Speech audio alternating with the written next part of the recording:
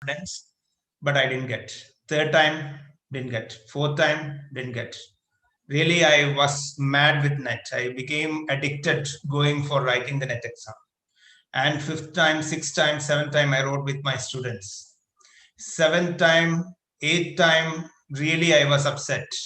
I was, the problem was I lost touch with many areas.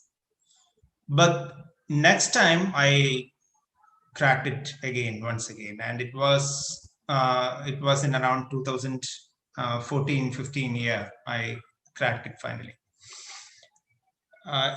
The how I studied for the second time, actually I cannot say, because I didn't study much.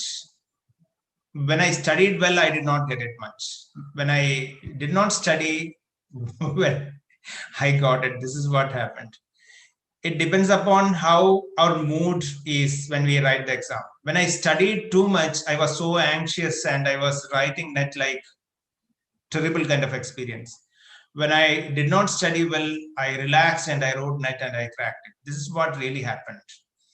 So I was with the thought and theory of Barbara L. Fredrickson. Relax and be happy, and we will be in success. If we are so anxious about whether we will get it, and if we are badly in need of it, we may not get it. So my first advice for that is be happy when you study. When you study happily, you will get more insight, more ideas. It will store your, it will make your brain more active. It will make your brain powerful in remembering things. Okay, happiness will increase blood flow towards our brain is what Barbara L. Fredrickson and her team, positive psychology team, they came up with a theory, broaden and built hypothesis. I think that hypothesis is not simply hypothesis. It has a lot of meaning in it. It was not completely tested and proved, but it has a lot of meaning in it. So that's my experience of net. And I used to tell my students also to go and write, attempt national eligibility test without any kind of anxiety or any kind of unwanted worries. Go relax and attempt it and come is what I have to suggest. I don't know whether any one of you know me right before. I am not aware about who all are there in the group. I think I can see you if I simply scroll back. Yeah.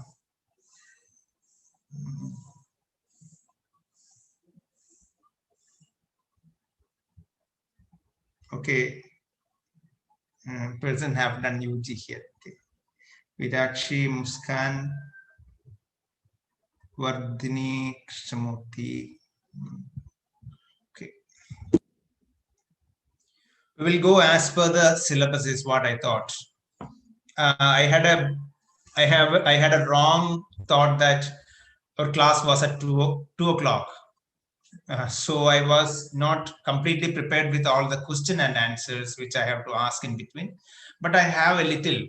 I think the rest we will ask in the next class. That means next week also I am with you. So whatever we had today, we will have a question and answer section in the beginning of the next class, so you can prepare also. In between, one test will be there, but after that we will do all the tests next week.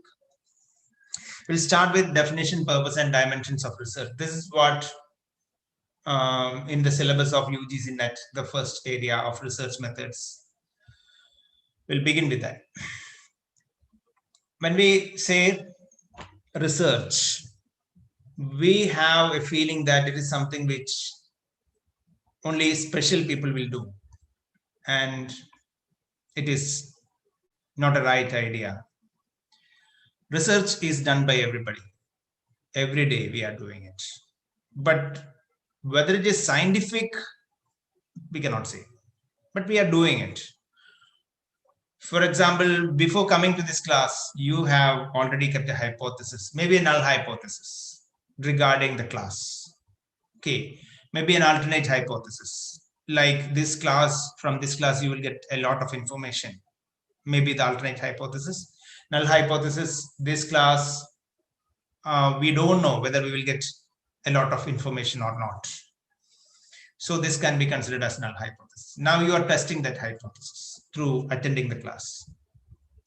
When we have breakfast, before having the breakfast, we'll think that the breakfast will be delicious, or the smell says that breakfast is not so good. Then we will taste it. It's a hypothesis testing, that tasting. When we prepare food, when you cook food, we'll do what? Before cooking the food, we will say we will add these flavors, so it will be more delicious. This is what we will think. But later, after cooking, we will taste it and we will understand. Yeah. Likewise, when we go to a place for a trip or a tour, about pandemic itself, we had a lot of hypotheses. In 1 month, pandemic will go. In 2 months, pandemic will go. India, pandemic will not come here because it is a warm place. And certain types of food Indians use, pandemic will not exist here. So many kind of hypotheses came, but pandemic is existing here. It came, it is ruling somewhere now. Yeah. So testing of hypothesis is a usual process. We are doing research. Without doing research or without learning something, we will not be able to live. That means we cannot spend even a single minute without learning something. We may say that we are idle, we are lazy, but actually we are not. We cannot sit lazy. We are born to learn. So the real reason to do a research by us is what? We are born to learn. There are no other ways to escape from this. Until our last breath, we will be learning about something. This is a continuous process. Okay. When we look at a scientific research, things are a little bit different. When we see, just a minute, I will make some modifications here.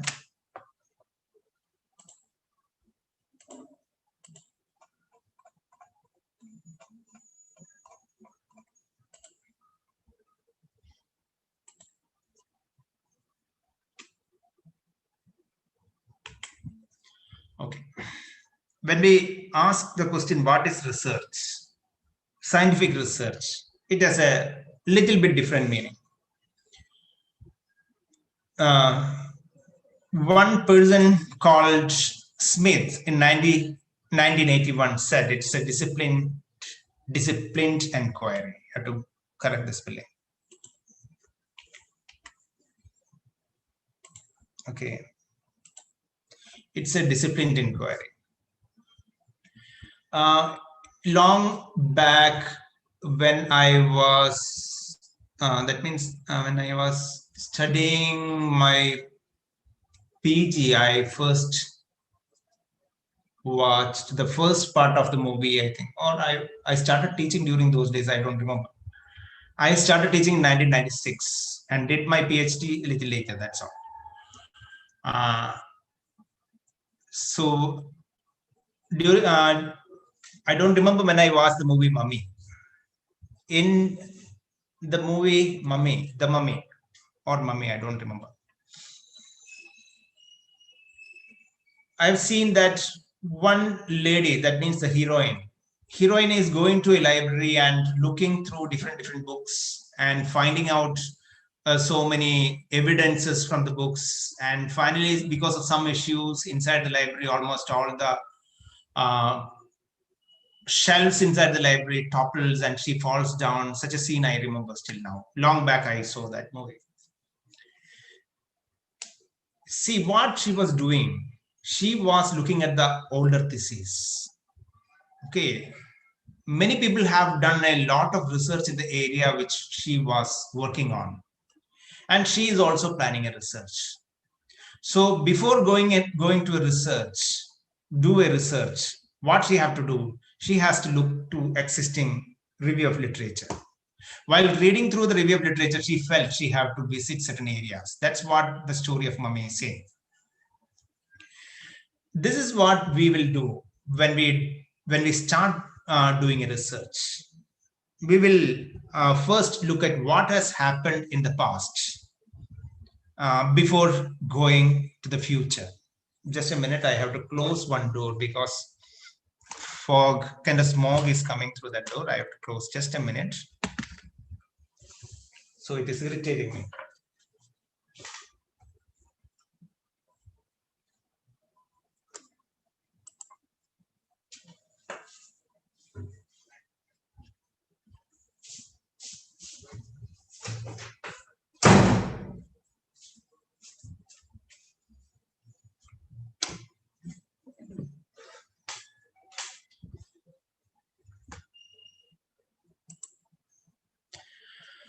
Okay, welcome back. So what she was doing is, this is what we have to do in the research. It is just like going through a forest unexplored. We are going through that forest for the first time for the hunting, imagine. So I haven't gone to that forest before. So what will I do? I don't know whether I will be lost inside this forest. So what will I do? I will go to some people who have already gone to that forest. This is what I will do. Um, that's how we plan our trip. So we'll ask him or her, how did you go? Which way? From where did you navigate to certain areas? In this area, are there any issues? So the person will explain to us what he had done in the forest and how was his experience in the forest. The person may say that he went to forest by asking to another person who have before gone there, and that person have given so many advices. And after getting this person's advices, we may go to that person whom he has indicated, and we may check with the other person that how was his experience. And after getting a somewhat better map about the forest, I may start going inside the forest. This is what I will do. Why I am doing like that? Because I want to come back after that. I want to come back alive from that forest. This is why I am doing like that. So before going to a particular study, particular research, something what we have to do is what? We have to just check what the previous work, how the previous researchers had their journey in that area. What did they found out? How things are there when the person moves on? And what was the period of that person's research? Was it like the present period? Everything we have to know.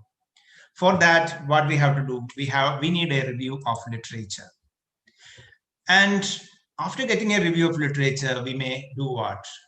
We may prepare for the journey. We may prepare for the journey. What are things which we need? We need water bottles. We need, because there is no fresh water in the woods, and there are needs of certain tools with us because there are certain animals which may attack us. Okay, and as if we are going for hunting, definitely we need tools. So all those tools we will keep with us, and we may use a vehicle. So we are well planned. This is what we are doing in research also. We are designing the research first. Okay, what may be the tools we may be using in the research? We will design it like that. And finally, what kind of analysis we will do to get the result? Everything we will design first. And we will go as per the plan. Because of that, we can call research as what? A disciplined inquiry. It is not as we just taste our food to check whether the food is okay or not. It's a little more than that. And hence we call it as what? A disciplined inquiry. And the disciplined inquiry indicates about what? About the systematic nature of research. What does systematic nature means? What does it means?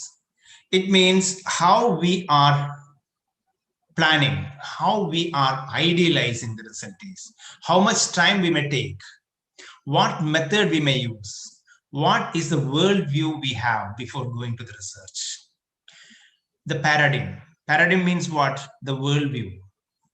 Everything we have a worldview. If we don't have a worldview, we will construct a worldview and we will keep it with us. We cannot stop this construction, as I said initially. We cannot stop inquiry and learning.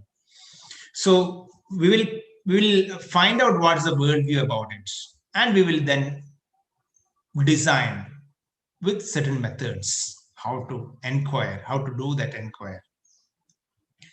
Worldview, when I say worldview, you may be surprised what may be the worldview. One of the worldview is the time now is what, 11:18. This is the time now. It's a worldview.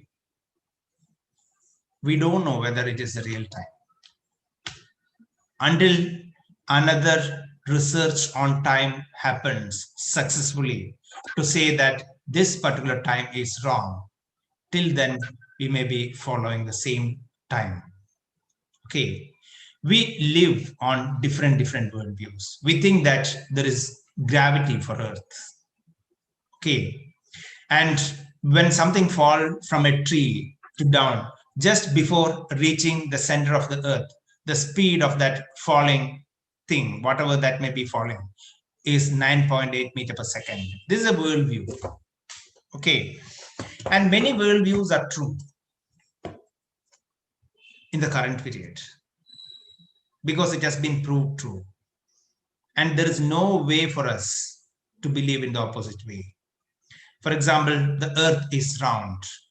We have no other proofs to believe in an opposite way, that earth is flat. We think that earth is rotating in its axis. There is no other way to believe a different thing. So these all are the beliefs of the world or the worldview. And we think psychology is there. Human being has psychology. And we think that cognitive, affective, and cognitive aspects will form the personality of a person. All these are worldviews which we have. Based on the worldview, we will develop a method. To understand the worldview, what we have to do? We have to read the review of literature. Only if we understand the worldview, we can develop a very good method. To understand the worldview, we will read, we will look into the theory, we will look into the review which is already existing here. Okay. And after doing the research, what we will do, we will disseminate. That means we'll say what we have found out. At least to some people, we will say what we have found out. Or a researcher is responsible to say what he has or she has found out. We have to disseminate our research, maybe through a report, research report, or it may be a thesis, dissertation. It may be a presentation in a conference. It may be through a paper in a journal. Whatever may be the way which we disseminate it, we have to provide it for the public. So public, what will they do? I don't know whether you have presented any proposal anywhere. If you have presented a proposal, you might have received a lot of questions. Somebody might have challenged you, saying that this is not right what you have done. This is a part of what? This questioning is a part of research. That means people have to question us in one way or other way. People have to question us. Okay. That question have to be challenging. We will get irritated sometimes. It is true.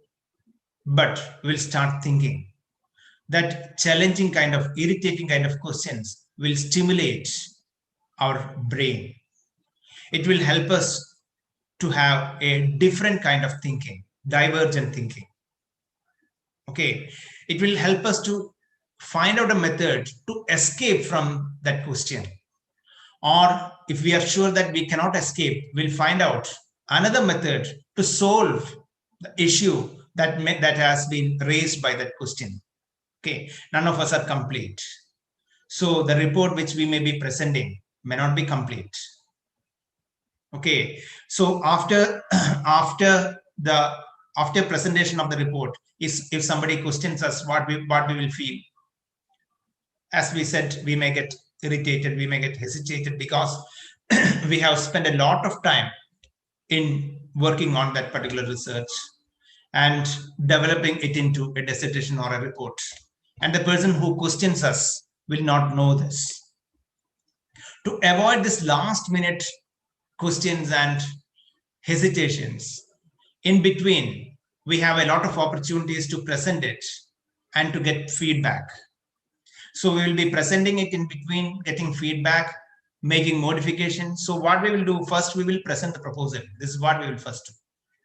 While presenting the proposal, we will get a lot of input. We'll modify our proposal as per the input. And again, we will present the proposal. Okay, again, somebody may give you some input. If you have a supervisor or guide, you can check with that supervisor or guide asking, see, these are the inputs which I have got from when I presented the proposal. Can we rectify it? Or is there anything to rectify it?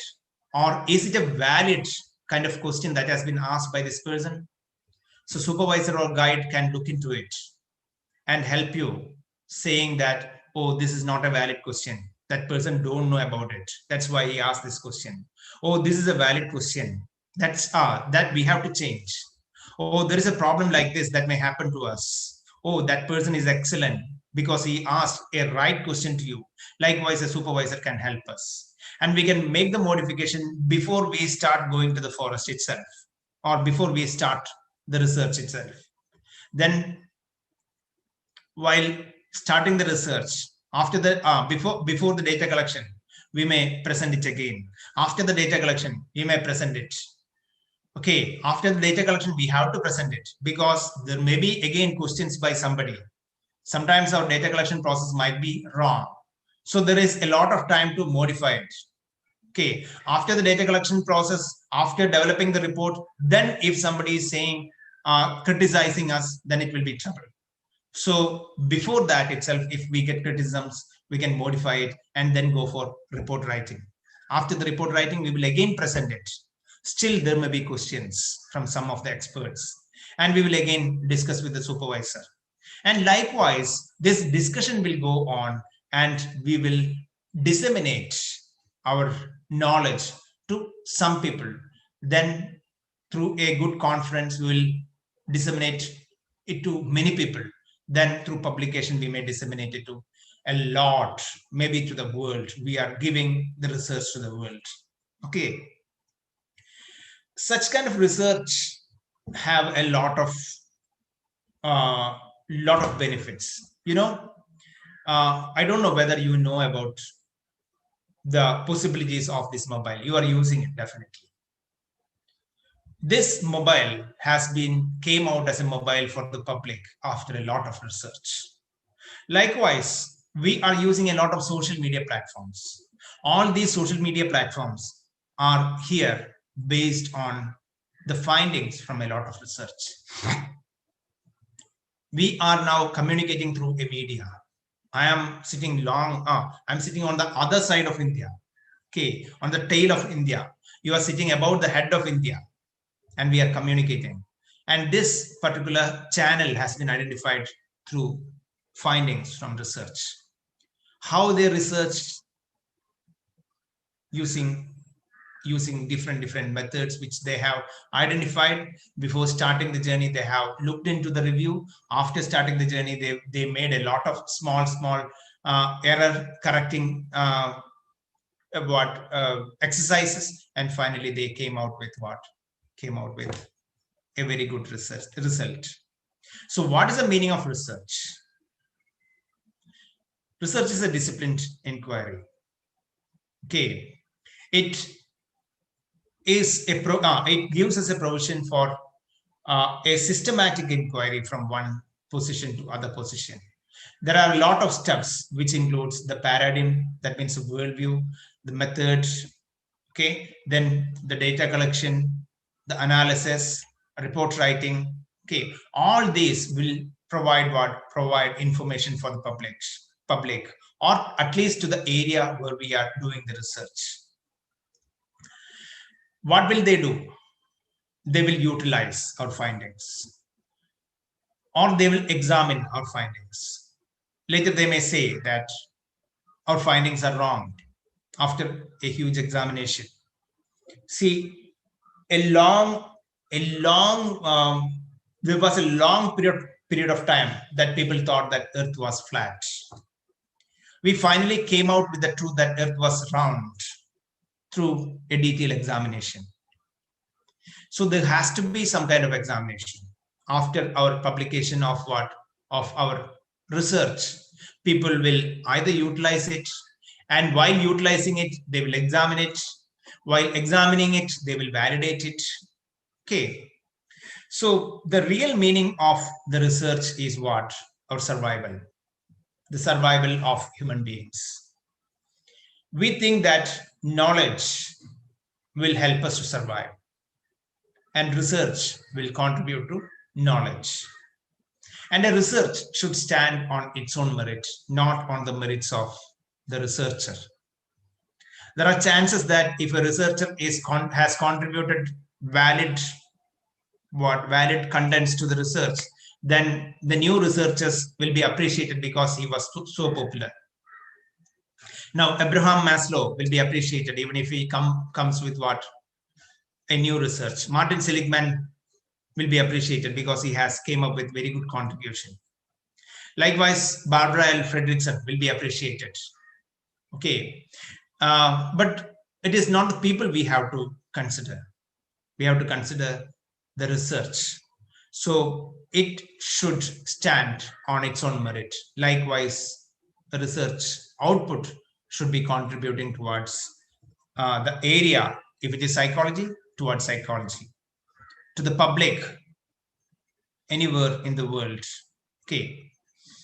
To the literature, to the theory, it should contribute, and it should stand on its own merit. So that is the meaning of research. Okay. Now, the next thing what we have to discuss is about the purpose of research. We have to say there are two general purposes. One, increasing the knowledge within the discipline. So if I am doing a research on psychology, then I will be trying for what? I will be trying to increase the knowledge within my discipline. The second purpose is increasing the knowledge within oneself. I want to know. I have that craving to know what it is. Okay. So these are the two general purposes. Among these, the first one, there are 4 sub-purposes. One, to create methods to assess important concepts and phenomena. You know, around 20 years before, if you are planning for a research, you will be looking at a method which we can call as what? Problem-focused methods. Because we are looking at issues around, and we are trying to solve the issues. This was what we were doing around 20 years before. The psychology researcher was doing like that. It was just like a repairing method. The person have a problem. We have to study the problem well, then we can find out a solution. That was the idea which we had. After 1990s, there was a paradigm shift. When I say paradigm shift, you have to understand that there was a shift in the worldview of the psychologists. Okay, what was that shift in the worldview? We need not look at the problem. The methods which we may use have to be positive, because it is not just repairing what we have to do. We have to find out some kind of methods that help people flourish, thrive. This is what we have to do. So the method has been a little bit changed. Okay, the idea has been a little bit changed, and we started inquiring about many things which we can call as positive. People started thinking about wisdom, resilience, self-esteem, high self-esteem, how it is contributing, unrealistic self-esteem, realistic self-esteem. Likewise, people started looking at the things that may help people thrive and flourish. And very recently, a new area is emerging, that is solution-focused methods. Initially, it was problem-focused methods. Then it became positive. Now it is moving towards what? Solution focused methods. And solution focused people who are following solution focused methods, they are thinking like this. We need not study the problem completely to find a solution, but we have to study the solutions, study about the solutions a lot to reach the exact solution. So likewise, the methods are changing. This change in methods are happening everywhere in almost all the disciplines. It happens because life is just like a flow. No, it moves from one place to another. It is just like a river. Okay, and what it is assessing, what these methods are assessing, how the method is actually changing. Actually, basically, the method is not changing completely. Our approach to methods change. That's what happened. So first, we approach method to look into the problems. Later, we approach methods to find the positive in the situation. Now, recently, we are approaching methods to find solutions. This is what. Okay. All these depends upon how we experience something. Okay. How we experience something. What is this something? We can call it as what? The phenomena. Okay. Now, this class is a phenomena actually. You are experiencing this phenomena. Okay. The phenomena, a particular phenomena, when it happens, will have different dimensions. We will be experiencing all these dimensions. In humanities and social sciences, it is not easy to find out all the dimensions, but we can find out some dimensions and we can go with what? Go with an analysis of that dimension, whatever we have found out. So when we are measuring happiness, it is not easy to measure all the dimensions of happiness because it is not easy to find out all the dimensions of happiness. But we can measure some dimensions of happiness. For example, if the person is feeling a kind of positive emotion, then there are chances for happiness. That's one dimension. Okay, is the person interacting with the people well? So inside, positive emotion, outside, interacting to the people well, smiling at the people. These all can be considered as what? Dimension. Okay, if the person is inside with a lot of stress, but outside the person is smiling, the person is showing happiness, then we will call it as emotional labor. That's different. It is not positive affect. It is emotional labor. Okay. Likewise, based on the phenomena, based on our experience of the phenomena, we are naming it into different what constructs. We can call it as what? Constructs or concepts. Okay, we are naming it like that. So to create methods to assess these important concepts or constructs or phenomena, we may be using research, and through that we'll try to increase the knowledge within the discipline. Okay. The second, to describe relevant phenomena and their relationships. All the phenomena which we experience, we don't want, or we may not be looking at it. See, Isaac Newton was sitting simply and he found out that everything is coming down. And based on that, he started inquiring about it. Why I am experiencing that everything is coming down? Okay, so I can see that many things are coming down to earth, that it is falling down. He felt that as a relevant phenomenon. And he looked into the relationship of that. Okay, so to describe relevant phenomena and their relationships, a person in the class is not studying much, but is scoring a lot in the class. What is the reason? Okay, I can see him not studying at all, but he is scoring a lot of mark. What is this relationship between the scoring of marks and the actions he is doing? See, we may be looking at it and we may conclude in different ways. We don't know. So likewise, to look into it or to check it, we may be doing the inquiries, and the result may be adding to the discipline. Okay. to provide evidence for efficacy of therapeutic technique or techniques or change. In psychology, it happens. When we find out something, immediately we will check whether this can be used for a therapeutic technique, or something will emerge as a therapeutic technique in one way. So whether the evidences which we have, it can increase the efficacy of therapies, we may check like that. And the fourth sub-purpose is to provide support for theoretical base of the discipline. Any discipline will only grow if there is there are evident theories to support its new findings, its worldview, etc. So a person may have worldview, a lot of worldviews may be there, but that worldview may not have any kind of scientific support because no research might have told about it. At the same time, many other worldviews may have a lot of research support, and because of that, we have to say that it is closer to truth.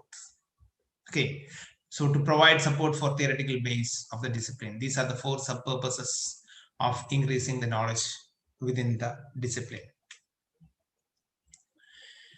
And almost all the professionals should have the research skills. Why? Only if there are research skills, the person can critically evaluate what are the issues faced by the client or the patient.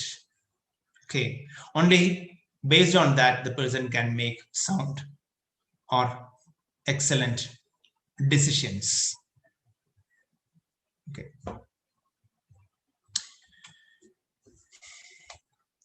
So that is about the purpose of the research. So we discussed about the meaning of research, the purpose of research. Next is dimensions of research.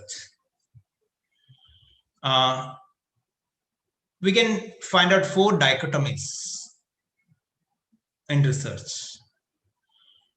One dichotomy is based on the nature of the research. Nature of the research means whether the research which we are going to do is theoretical in nature or applied in nature. If it is theoretical in nature, it will contribute towards the review of literature. If it is applied in nature, it will contribute to the theory as well as it will contribute to the society. Okay, so broaden and built theory of Barbara L. Fredrickson, it was completely theoretical in nature. But further studies that may be happening on that to check whether it is really helping as it has been told in that theory, then we have to say that such kind of research is as applied in nature. So based on the nature of the research, there is a dichotomy. On one side, it is theoretical, and on the other side, it is applied. The second dichotomy is laboratory versus field research. So here, it is based on the setting. A laboratory research will happen inside the lab. What are the positives of a laboratory research? We can have a controlled condition inside the laboratory. The experimenter can control all the extraneous variables from that may be influenced from outside inside the lab. He can control many things like sound, influences from other things. So many things he can control because it's a room. It's a compact room. Okay, where the researcher and the participant need only be there. And sometimes only participant looking at what the participant may do or how participant is evaluated. Based on that, he may be the only person inside the lab. Field means what? Field means the researcher will not be able to control any conditions from outside. That means extraneous factors may be completely there. All the extraneous factors will be there. And independent variables may be influenced by many other factors around it. So when we do a field research, it is better to have a control group. A group that may control almost all the extraneous factor influences to the experimental group. And only through comparing the control and experimental group, we can come to the final conclusion that the independent variable really influence the dependent variable. In lab, even if there is no control group, there is no problem because the experimenter has already controlled almost all the conditions around. Okay, so these are two different types of research, and this difference is based on the setting. So this is the second dichotomy, laboratory versus field research. Third dichotomy is self-report versus researcher observation. So self-report means what? Whether I am assessing myself and I am the subject of the research. Okay. So how I am assessing myself, researcher does not have much role. So when I am giving responses to a self-esteem inventory, I am writing about my self-esteem. I am giving responses and researcher may take information from what I have.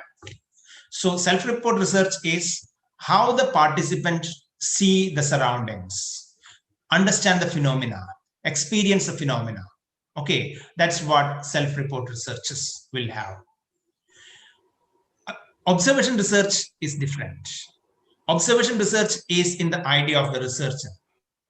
It is completely depending upon the researcher's observation. Okay, researcher's objective observation. Just like an astronomer looking at a star and saying that how the star's movement is happening in the sky. Okay, whether it is a meteor or real star. Okay, there is a black hole in the other side, and this black hole is attracting everything towards it.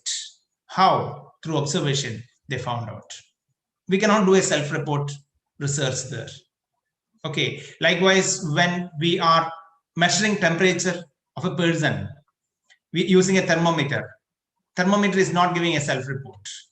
Thermometer is giving an objective information which is not influenced by the researcher as well as the participant. Self-reports are, I am reporting it. That means the participant is reporting it. So there are chances that participant may influence the research results, the attitude of the participant, the ideas of the participants, it may influence the research results. Observation, in the case of observation, the researchers' usage of tools or the researchers' bias may influence the results. So in both the areas, there are chances of errors, but both are valid approaches. Okay, so this is the third dichotomy, self-report versus researcher observation. And this is the fourth dichotomy, quantitative versus qualitative. This you might have heard a lot. Quantitative approach, qualitative approach. Quantitative approach is like we are taking the measurement and then we are comparing with other kind of another measurement, or we are comparing the groups and we are finding out whether there is a difference between the groups or relationship between the variables. This is what we will check in the quantitative. And finally, we will generalize. The sole aim of almost all the quantitative research is what? To generalize things. Okay, so if I want to generalize that IQ is like, there is a normal IQ for the people and 100 is the IQ of the normal people. I may be going and quantifying the IQ of the people all over the world. Okay, looking at the IQ of everybody in the world, then I will be putting it in a data as a data file. Then I will be looking at the mean and standard deviation. So what is the mean? 100. Standard deviation, how much? How much other people are varied? How many are there in 100? Majority are there in 100. Likewise, I will find out that in the world, majority of the people have an IQ which we can call as 100, and we can say that there is a range which this majority belongs to, that is 80 to 120. That's the basic range which the normal IQ people belong to, and above 120 it is deviation and below 80, it is deviation from the normality. This is what we finalize in that. So like that, we can do quantitative. So we are trying to generalize through a quantitative research. Through qualitative research, we are studying specific population. When we say generalizing, it is for the majority. But there is a minority. They are also living. They also have experiences. We cannot neglect them. So to study minority, we'll do what? We'll do qualitative approach. So we may go for what? The small group of LGBT community, and we will check with them what are their experiences, how they experience certain phenomena, or the deprived, or the neglected, or the marginalized. So qualitative generally go with that. Okay, inquiring among the marginalized. See, feminist researchers like only qualitative. They don't like quantitative because quantitative will never give importance to the emotions. It is giving importance to what? Generalizations only. Okay, so in quantitative research, it is just like males and female. Sex is just males and female. In qualitative research, it is like men, women. See, it is more human. It has what? It has emotions in it. We can express emotions in it. So these are the two approaches which has entirely different kind of aim. And these two approaches actually we cannot compare, but we can say it as dichotomy. These are the four major dichotomies when we look at the dimensions of research. Okay.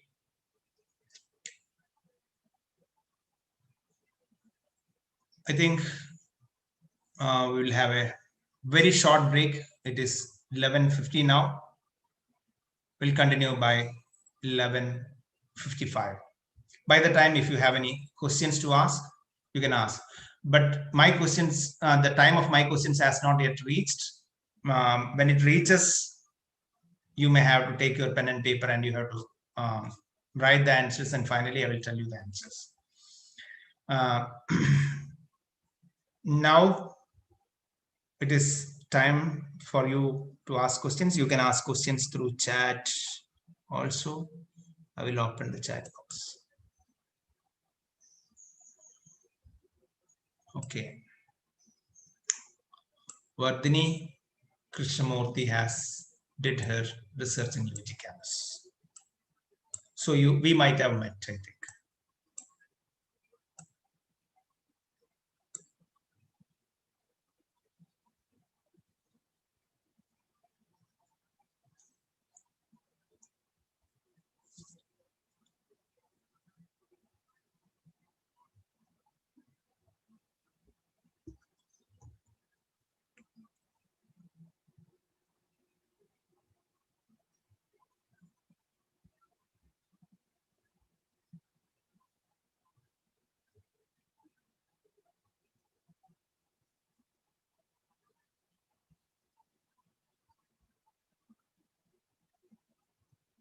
Okay, you were in Sangeeta Ma'am's class. Research in PS English. Okay.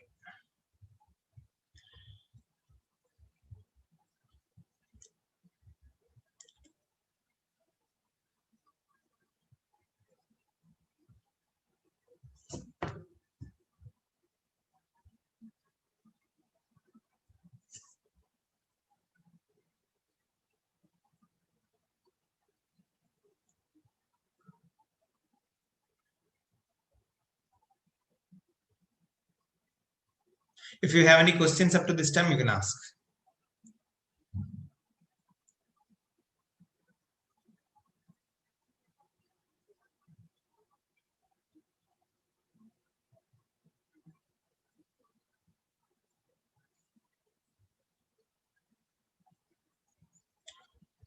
Okay, after some time, I will have some questions to you. So you may answer that.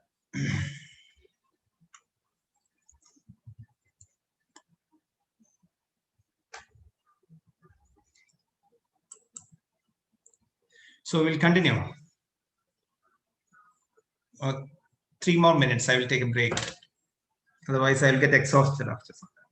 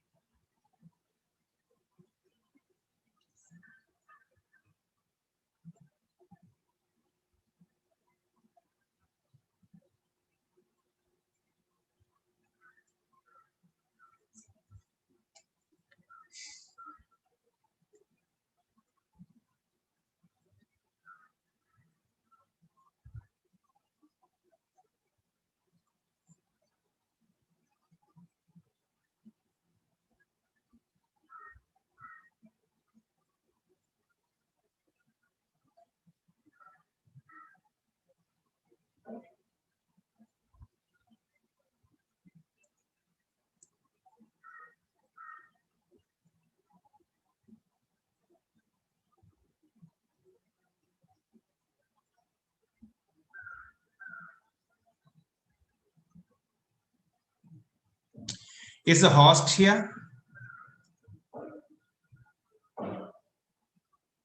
No.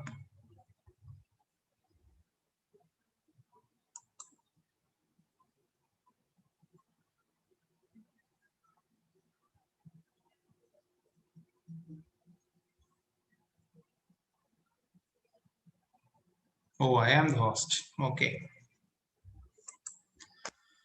Okay, we'll continue.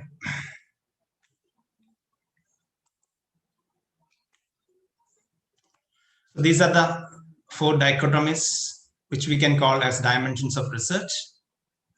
Now, the last one, the quantitative versus qualitative. This has a strong connection with the paradigms. We can classify the paradigms into two extremes.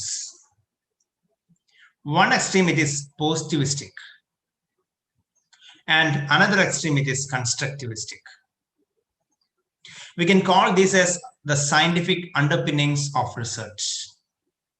We'll do some practical work after some time, after a few more slides, and we will understand what is this positivistic paradigm and constructivistic paradigm in a single research. But before that, you should know the concept. So I am directing you.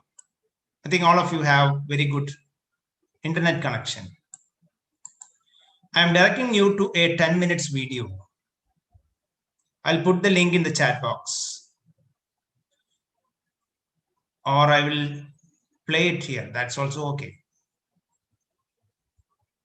I don't know whether playing it here will be cool.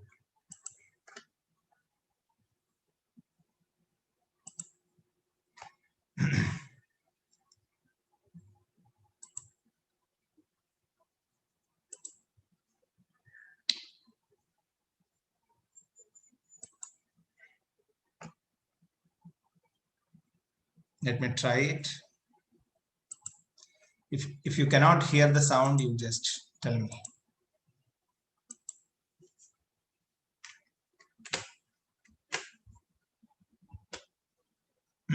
This is my video itself.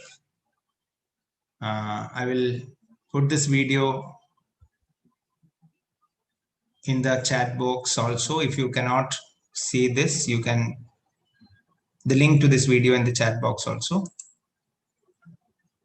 You can see this video. We'll continue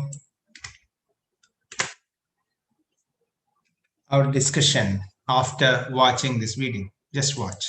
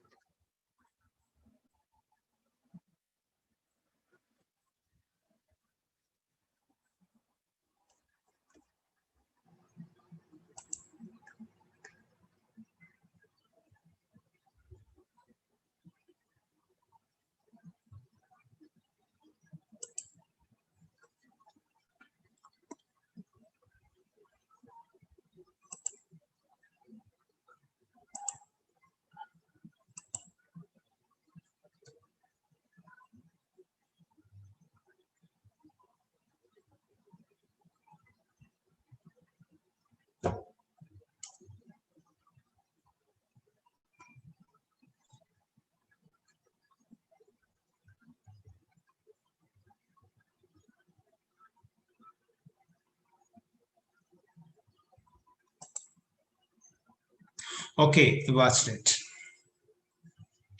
Everybody completed watching?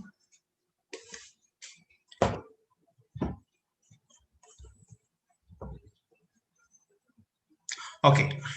So what is positivism? What did you understand?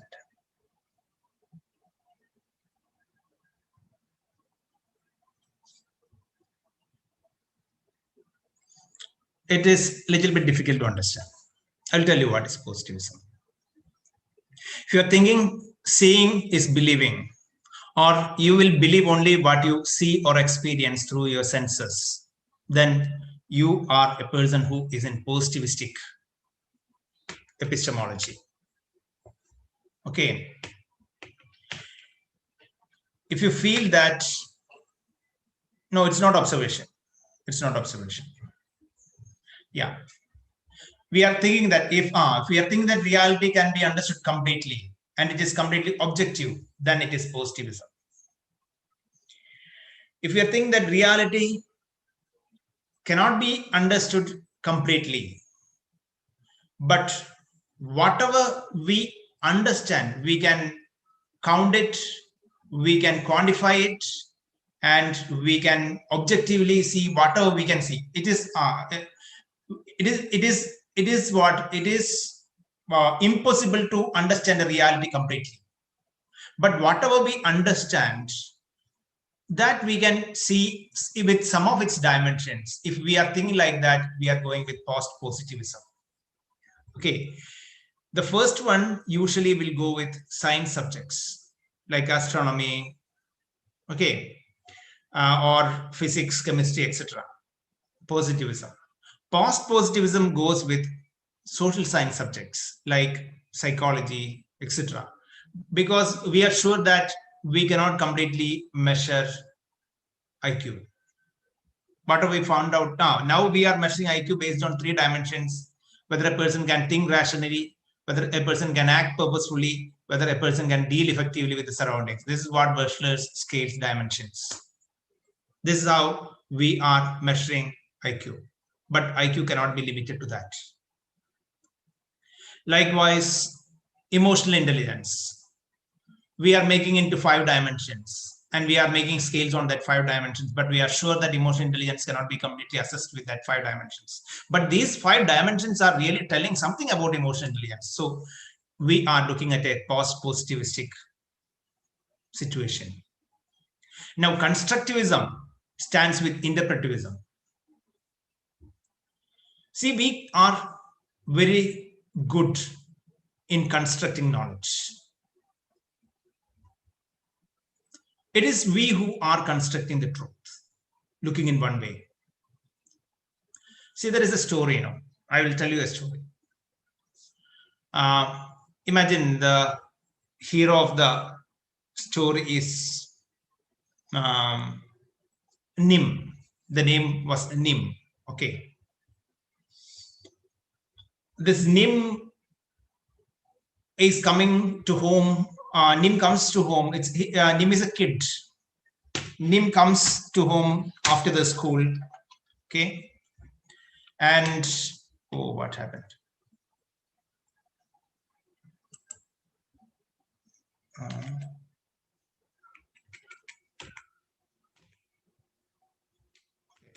This is the slide. And when he came home, when he or she, I don't know what is the gender. I will say she. Nim looks like a girl's name. Okay, beautiful girl's name. So Nim comes home and Nim want to go out for some kind of games with her friends. She had a cup of tea from her mother and she was running out to play with her friends, and outside there are some friends. And she plays with them. And finally, in almost all the games, Nim succeeds. So she becomes victorious.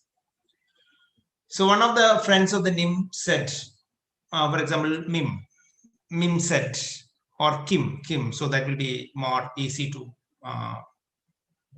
discriminate the names. Kim said, see, today Nim scored high in almost all the games. So we will do some treat to Nim, is what Kim said. But another person from the group came and said, see, yesterday I was the person who have scored everything well, but nobody told that you will give me a treat. Okay.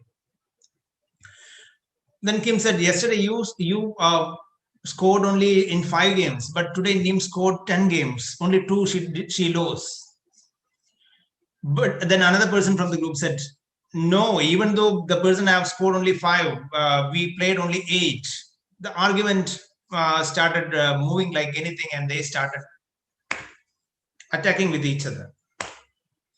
And finally, Nim ran to her home. Okay, Kim ran to his or her home. Likewise, everybody dispersed. And Nim also got some beatings from the friends. And she came and she is lying down the floor at home. She wanted to cry. During that time, her grandma came. What happened to my girl, little girl? And she said like this.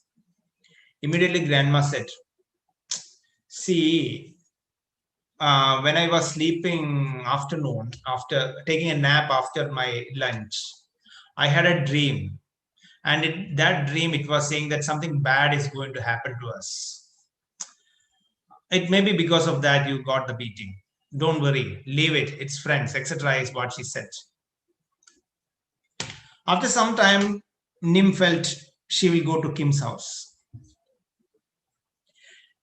Nim went to Kim's house and they were talking, and Kim said, oh, you got the beating. Then Nim said, see, Kim, my grandmother was sleeping was taking a nap after the lunch, and she had a dream.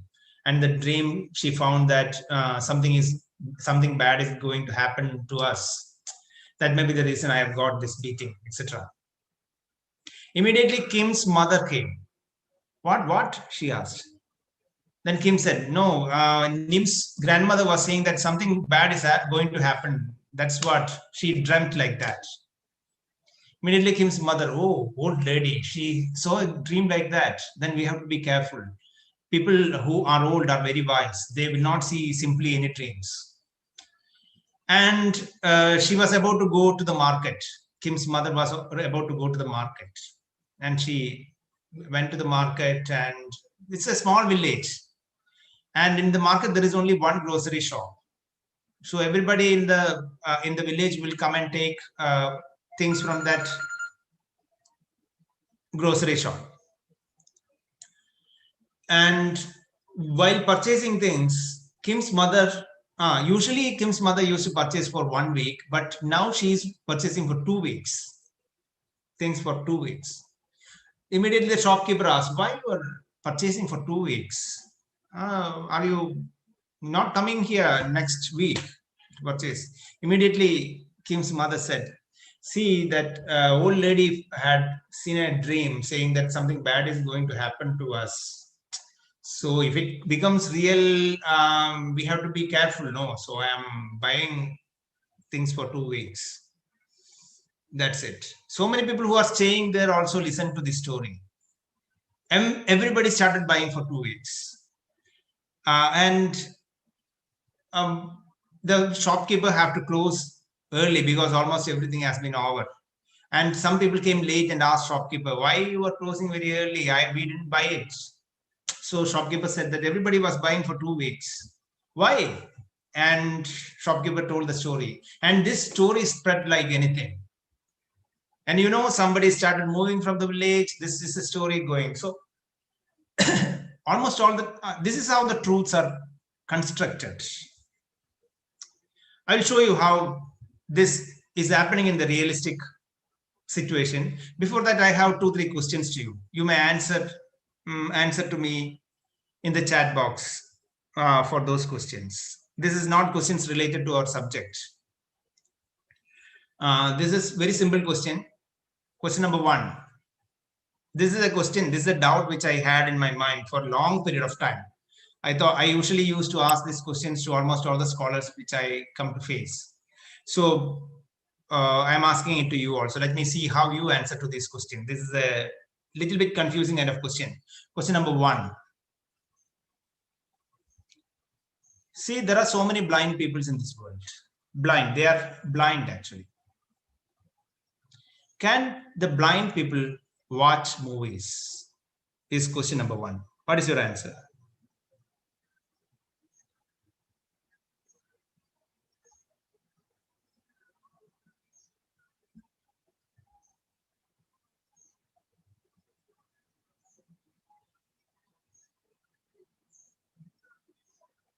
Can blind people watch? Okay, there is sound and imagination, is what Tina is saying. They cannot watch, but sense.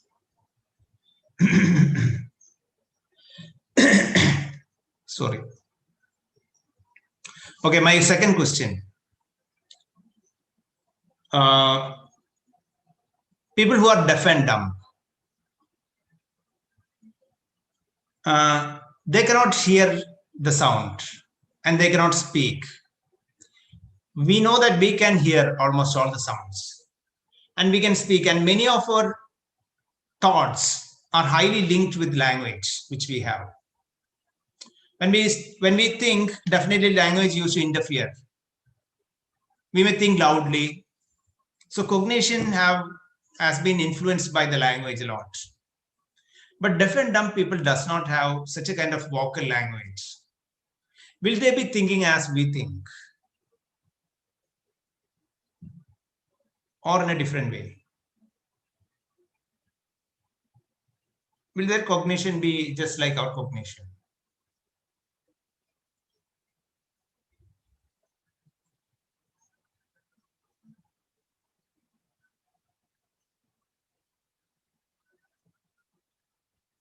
What is your opinion? What is your answer to the question?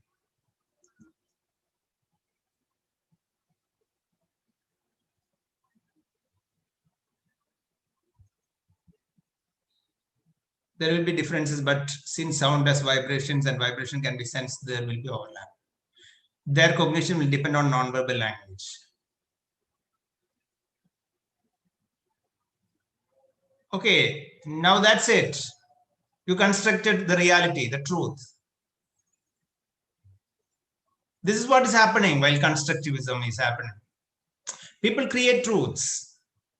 We don't know completely what we have done, what we have written is right, because we are not deaf and dumb, we are not blind. But we are telling about them. How we can say that? We are constructing the truth each and every time. It happens. So people construct the truths. So truth are looked in different way. One is completely objective, that is positivism, just like what we do in quantitative research. Okay, the second one is construction. People construct truth based on their experiences. Okay, that we can only understand if we ask them, interview them, and it goes qualitative. Okay, so positivism stands, or positivistic stance of epistemology is for quantitative kind of inquiry, and constructivistic kind of epistemology or interpretivistic kind of epistemology is for qualitative kind of approach. Okay, now what is the middle? You saw in that video that it's a continuum. On one side it is positivism, on the other side it is interpretivism. After interpretivism and constructivism seems to be almost same. In the middle it is pragmatism.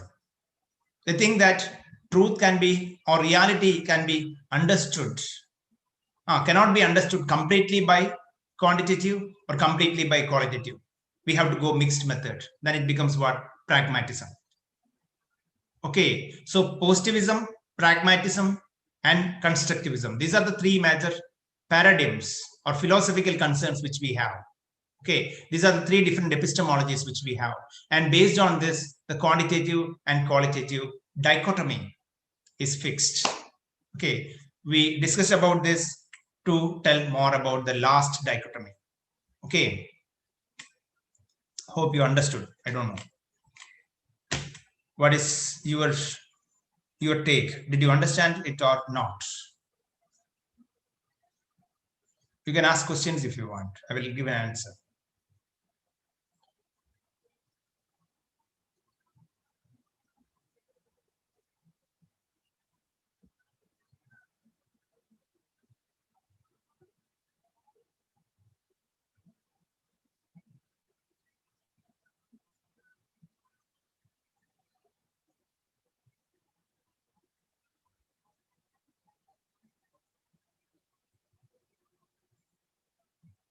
No questions?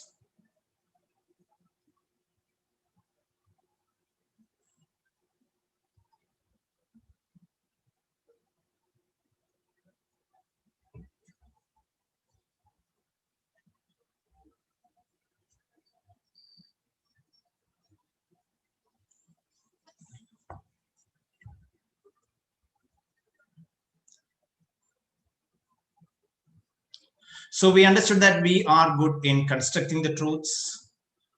And if we want to understand how people construct the truths, we have to go to understand their emotions, their experiences, etc. And we have to go and ask them.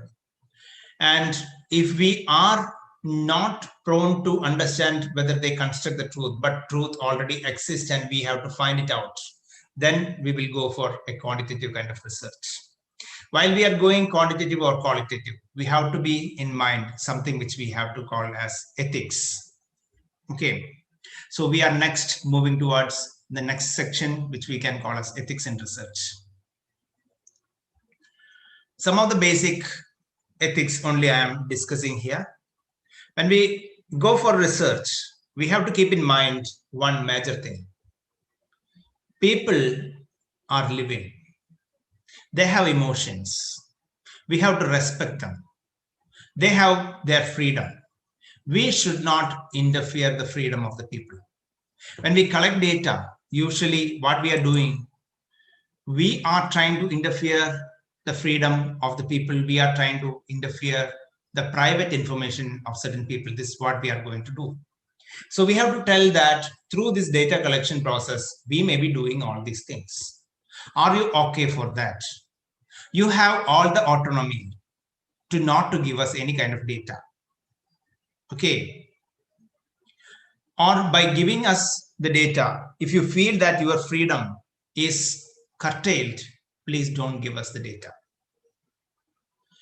And if you feel that by giving us the data, the freedom may be influenced, but you're okay with that, still you can give us the data. And if you feel that your freedom may be curtailed after giving me the data, but you are ready to give me the data, then I will protect you after that. Likewise, the first point which we have in the ethics is what? We should give respect for the people and for the freedom of the people. Okay, this is the first point in ethics.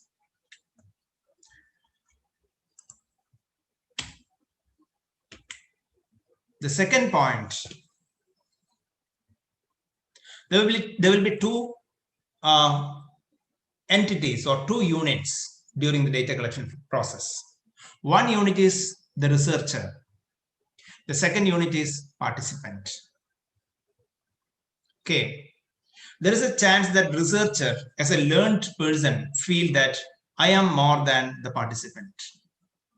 This should not happen. Okay.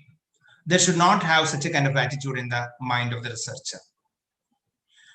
She or he should act in professional manner. And she should or he should move with the best interest of the participant as well as the society and in general.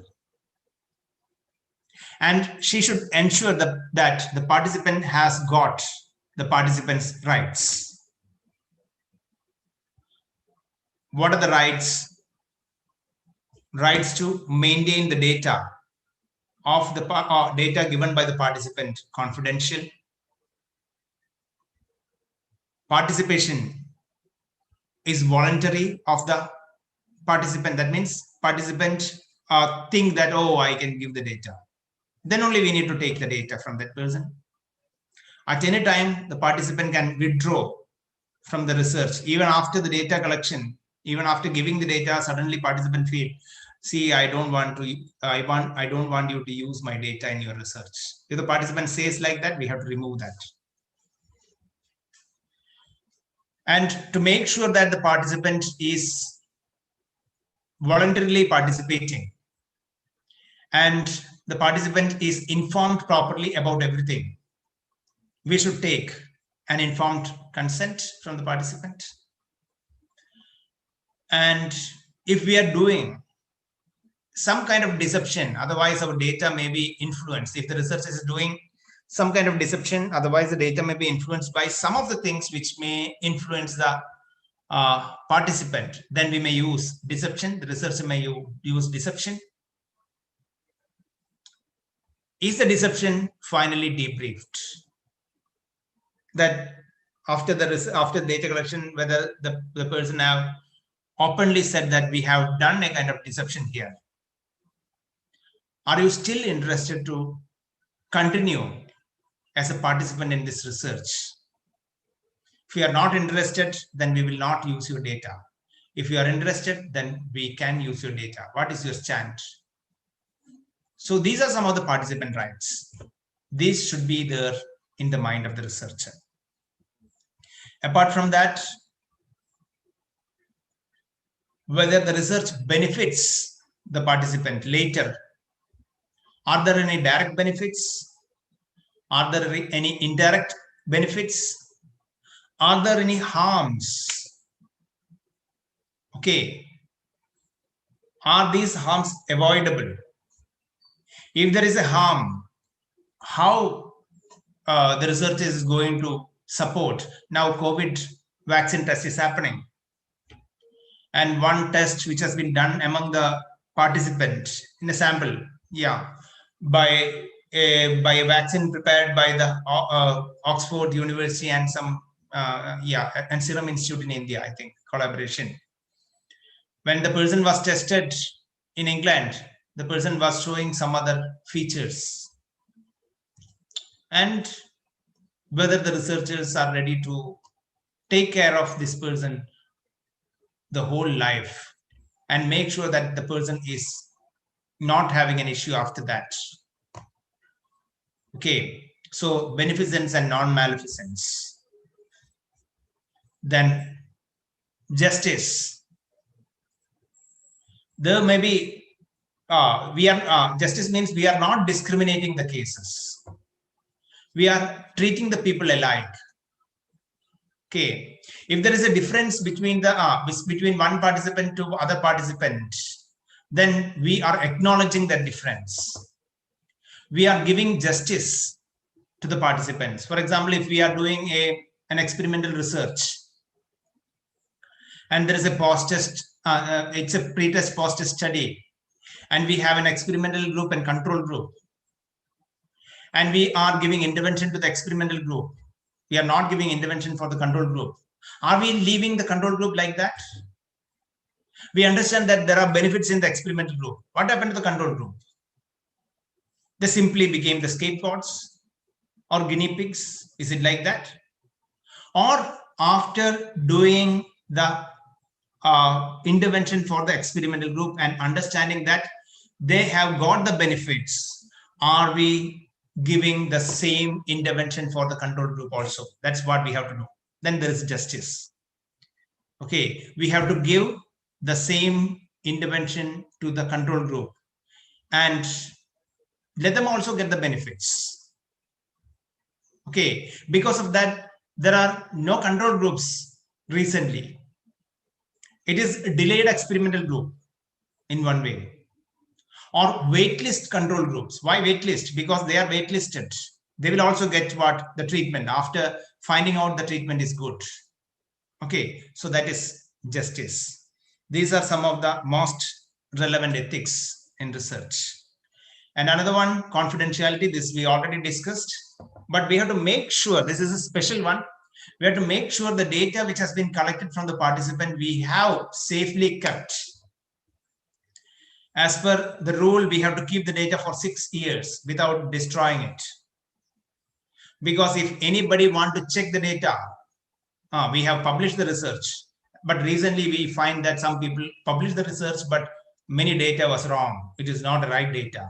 They have done something wrong with the data. This is what we found out. So at any time, anybody can check the data. We want a data auditing can happen at any time. So we want to show the data, at least 6 years, it has to be with us. How we are keeping it with us? Did we add a code or an ID instead of the name of the participant? So we have made the data confidential. Okay. Is this data saved in a password protected folder? Then again, confidentiality assured. Likewise, we have to make sure that confidentiality has been assured. Now it is quiz time. Now I have some questions to you. How you used to give a response? Everybody have to respond. No. So you will respond in the chat box. How is it? Okay. This is the first question. You will get time 1 minute to answer this question. Everybody should give an answer.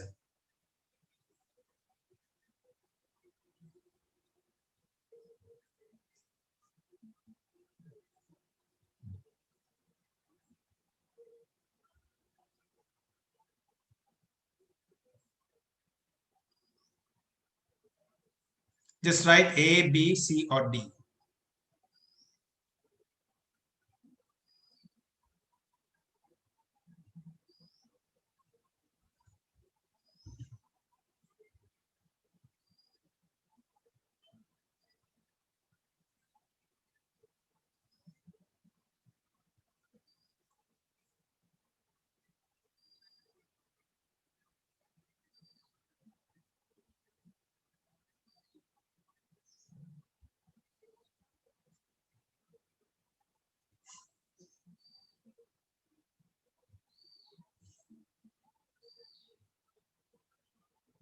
I got one response, 2,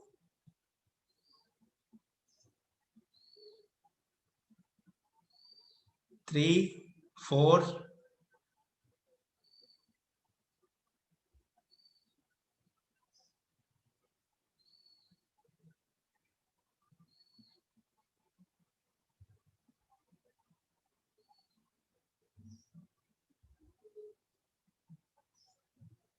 Only 4 people here.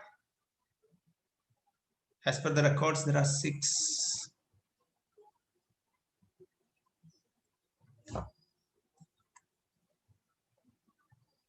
Oh, 6 including me. Muskan, Tina, oh, only 4 people here. Okay. So that was the sample question. Next one, I will be looking at time. Okay, in 1 minute you have to answer. And 10 seconds to 1 minute, I will be starting countdown. Okay, let me open stopwatch.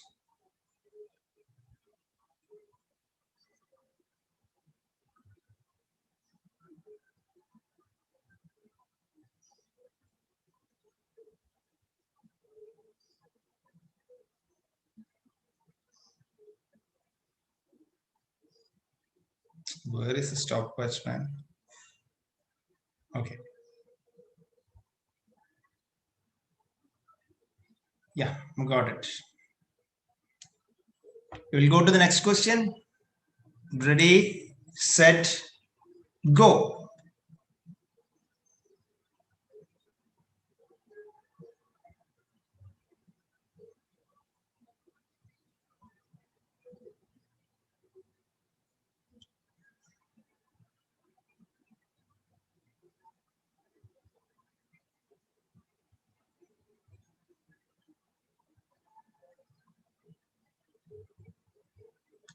Okay, you answered before time. It's B. Next question may be a little bit complicated. You may get distractors. You know, distractors. Something which distract you from the right answer is called as distractors. So in national eligibility test, they are using distractors. So what you have to do is, you have to first remove all the distracting things. Something will be very easy. We can choose the best answer. Some other thing we can distract. We can remove the distracting answer, or we can start removing the most uncertain answer. So first we will remove the first most uncertain answer, then we will remove the second most uncertain answer, then we will remove the third most uncertain answer, then what we will get will be the right answer. Likewise, we have to go. Okay. So we will go to the third question. Ready, steady, go.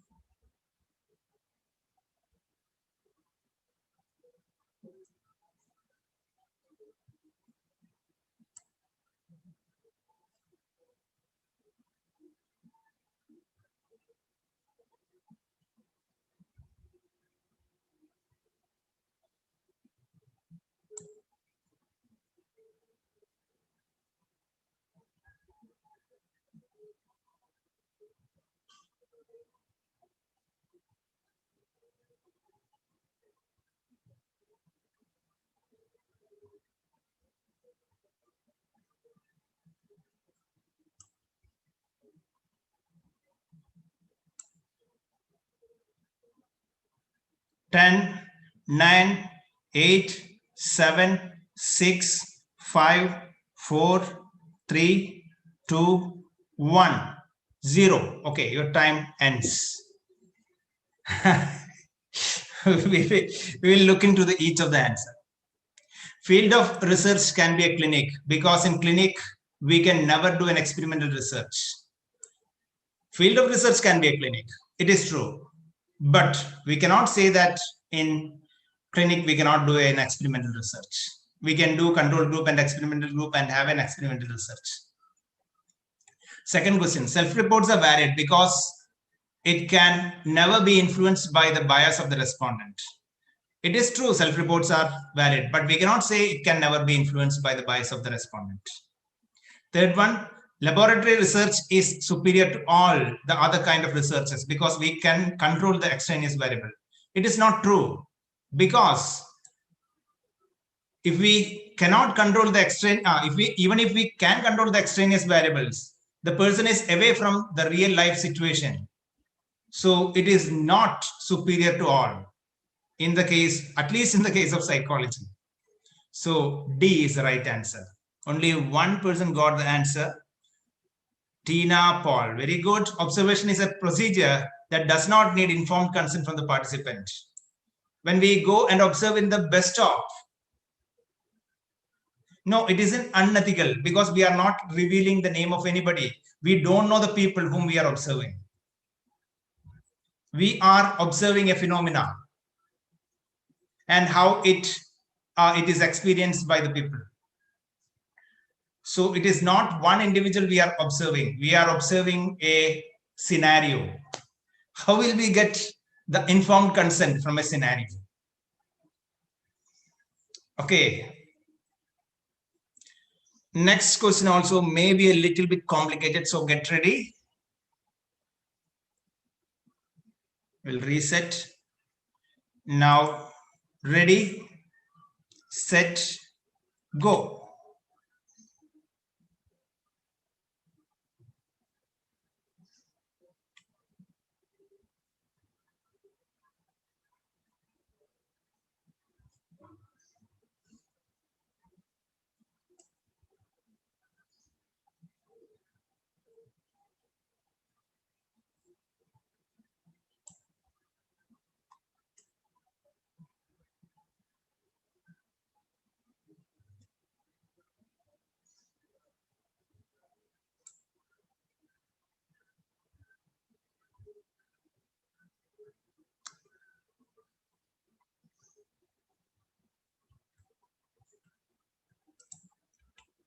I'll give you more time because there is a small error here.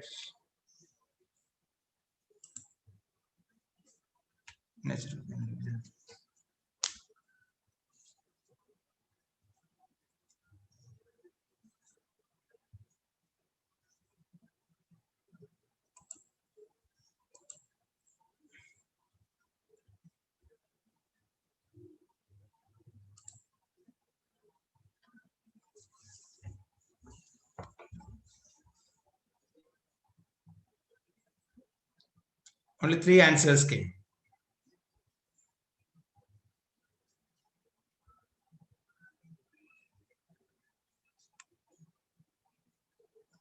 I'm stopping the stopwatch.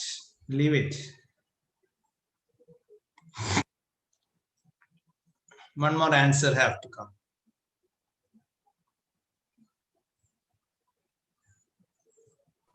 So the last answer was supposed to be me and I don't know the answer.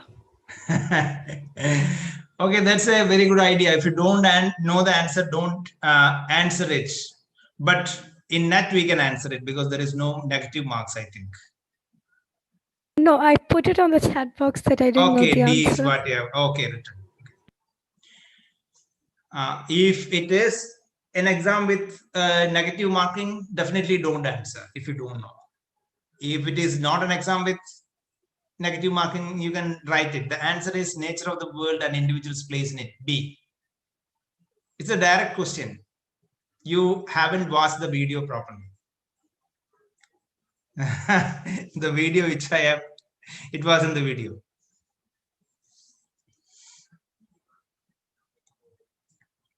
Okay.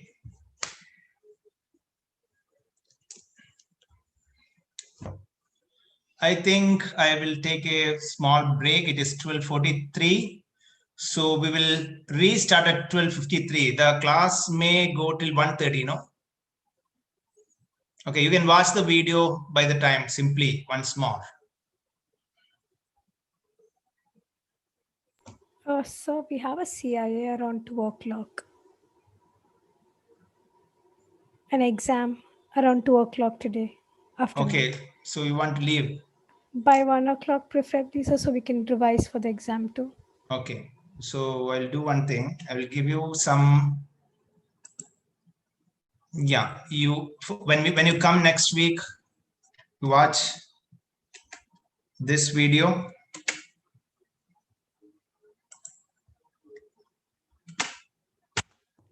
Okay, I have given the link. And at least we should have done this. Okay, we will do till here, no? So you do one thing, you watch this video now. It's a very short video. Watch it and we will learn how to prepare problem, questions, objectives, and hypothesis, and understand the difference between these four. And then we will wind up.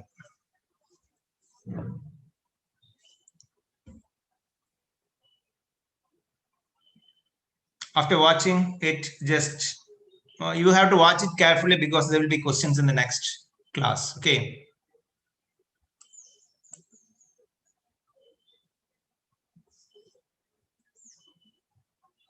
After completing it, just give me a message in the chat box.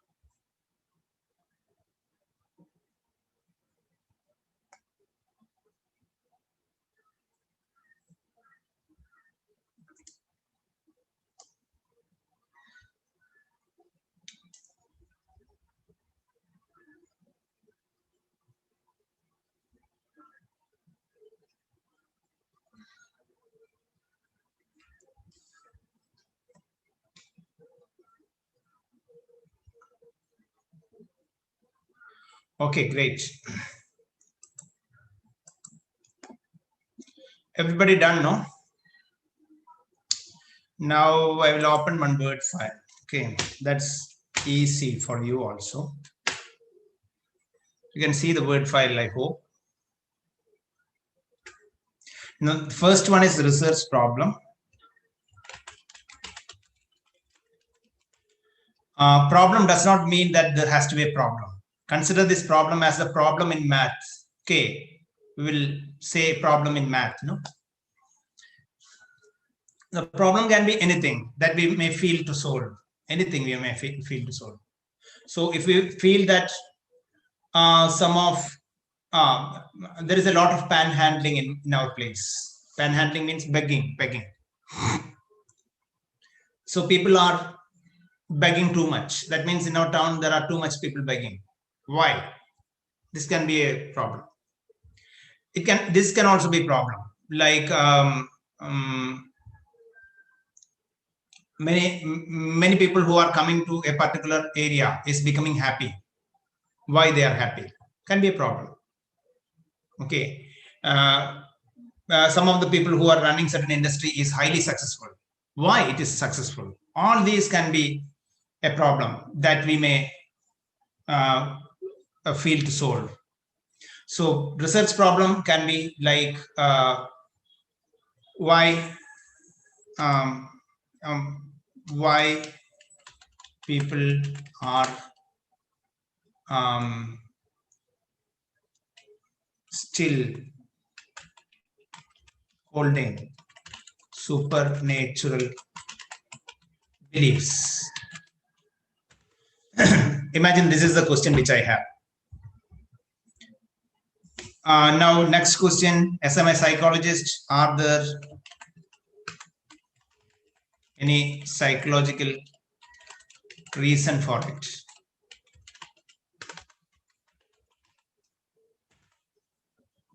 Or is it simply some cultural influence? Okay, this is the question in my mind. This is what I am going to find out. Now, we have to narrow it down. While reading the review of literature, you remember the story of the forest. So I am going to the forest now. I'm planning going to the forest now. I first looked at what people, the previous visitors of the forest, how they did. So I read reviews of literatures. That means I read different researches, and I found that a lot of psychological variables has been already researched. Okay, but I found that resilience is a factor which has not researched in this area. Are resilient people more in supernatural? Okay, are resilient people supernatural? Now I feel that people, if they are staying with solutions, they may not be supernatural because they have solutions. So I am asking, are solution focused people supernatural? Okay, now I found that different kinds of studies has happened in urban, semi-urban, rural areas.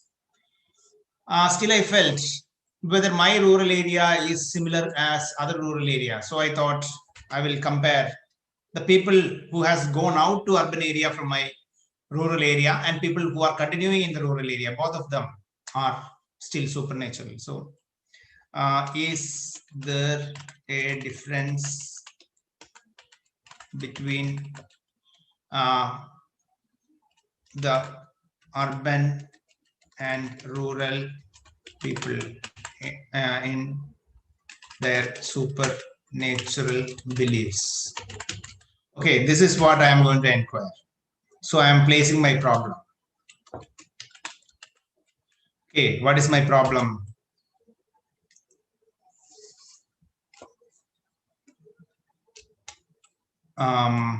I can write my problem as a title. I can write my problem as a question. I can write my problem as a statement. I'm going to write my problem as a title. Okay. Psychological, because I am a psychologist, and cultural correlates of supernatural beliefs. So my problem is entitled as psychological and cultural correlates of supernatural beliefs. Now, what are my research questions? I have 3 research questions as I have written already above. So I will go to research question. Okay, what is the research question? Do resilience or I can ask in a different way. Is resilience? Resilience is a continuous variable. Supernatural belief also can be a continuous variable if I have scale. So resilience, is there a relationship between? I can ask like that.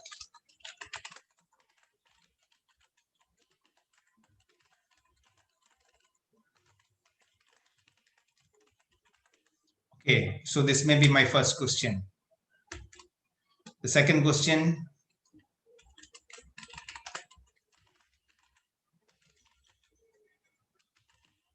this solution focused people will think solution focused. So we can call it a solution focused thinking, between solution focused thinking and supernatural beliefs. Okay, what is the third question? My third question is the same question. Is there a difference between urban and rural people in supernatural beliefs? Okay, this is the question which I have. So I am ready with the research question. Now, what is my objective? My objectives will be, I broke the problem into 3 questions now. Now, I can keep one objective for each question. Okay, so my objectives can be like to find out, to find or to study. That's more. Always use brief statements, brief questions, etc. To study the relationship between resilience and supernatural beliefs. Okay, likewise to study the, I'll make it fast because you want to go by 1 o'clock, no? C. And understand the difference between, yeah. Okay, now objectives are ready. To understand the difference between urban and rural people in their supernatural beliefs. Now I can write the hypothesis also. Hypothesis. Very easy. I can take these questions. See, I can keep it here. Change the question marks. And I need only change here. There is a significant, because all the tests are tests of significance, which I may be using. So there is a significant, and here also there is a significant difference between urban and rural people. See, I created the the research problem, research question, objectives, and hypothesis. Hope that in the next week you will be able to find this. Okay. You come up with a problem and you try to change. Okay. Next week we have to go a little more deeper. So my request to you is to watch some more videos from that particular channel. All those channels are developed for my students. That particular what videos are developed for my students. So it's easy for me. I need only give link if they ask for a doubt later. And I am updating the videos regularly. You can subscribe the channel. You will get information whenever I put the video. And watch more. Okay, there are 19 videos now, as I remember. And I have introduced one new open source software to data analysis. You can try that also. Okay. See you next week. Until then, enjoy research methods and statistics. I think I will be, if you are coming watching all the videos, we'll be completing the syllabus without a bit balance. But if you are not watching the videos and coming, then there may be some gaps in completing the syllabus of NET. Okay. Bye. All the best. See you next week.